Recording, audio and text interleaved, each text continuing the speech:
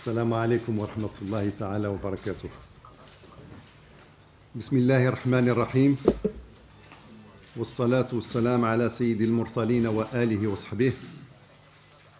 حضرات السيدات والسادة، أود في البداية أن أشكركم على حضوركم هذا اللقاء الصحفي. نظمت يوم الأحد 20 فبراير 2011 تظاهرات سلمية في عدد من مدن المملكة همت 53 عمالة وإقليما. بلغ عدد المشاركين فيها وبنسب مختلفة حوالي 37 ألف مشارك. وقد أخذت هذه التظاهرات أشكالا متعددة ما بين الوقفات والمسيرات والتجمعات. وبفضل ما تعرفه بلادنا من اتساع لفضاء الحريات والممارسة الديمقراطية السليمة والحق في التعبير عن الرأي بمختلف أشكاله، فقد مرت هذه التظاهرات في جو سلمي يتبعه الهدوء والانضباط.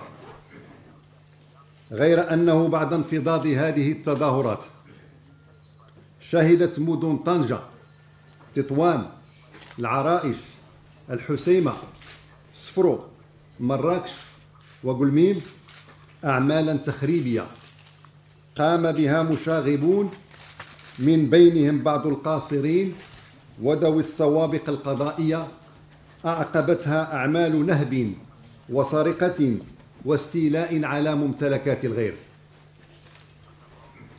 وقد تمثلت هذه الأفعال الإجرامية في إضرام النار وإلحاق الأضرار ب 33 مؤسسة وبناية عمومية، 24 وكالة بنكية، 50 ما بين محلات تجارية وبنايات خاصة، 66 سيارة، دراجتان ناريتان. كما أن بعض المشاغبين بمدينة العرائش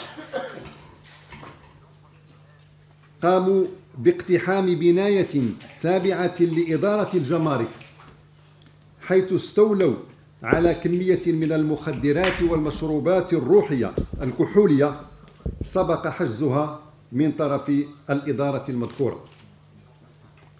ولوضع حد لهذه الأفعال الإجرامية قامت القوات العمومية المكونة من عناصر الأمن الوطني والدرك الملكي والقوات المساعدة طبقا للقانون بتفريق المشاغبين وتوقيف بعض المشتبه في تورطهم في هذه الأفعال.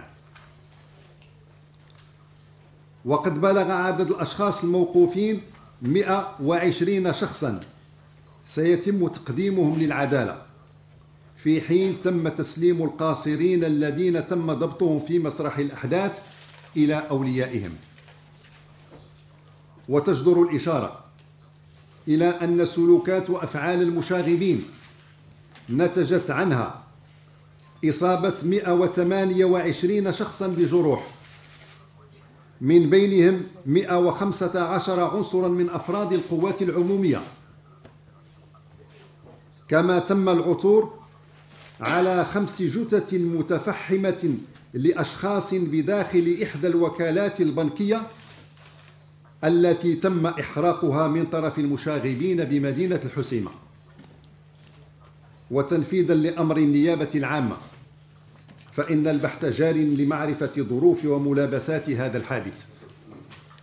ومن جهة أخرى فإن الأبحاث متواصلة تحت إشراف السلطات القضائية المختصة لإيقاف باقي المتورطين قصد تقديمهم إلى العدالة. وإن السلطات العمومية بقدر حرصها على توفير المناخ الأمثل لممارسة حرية التعبير عن الرأي، فإنها وبنفس الحرص ستتصدى وبقوة القانون لكل ما من شأنه المس بالأمن العام وبسلامة المواطنين أو الإضرار بممتلكاتهم. أشكركم على حسن إصغائكم، والسلام عليكم ورحمة الله تعالى وبركاته.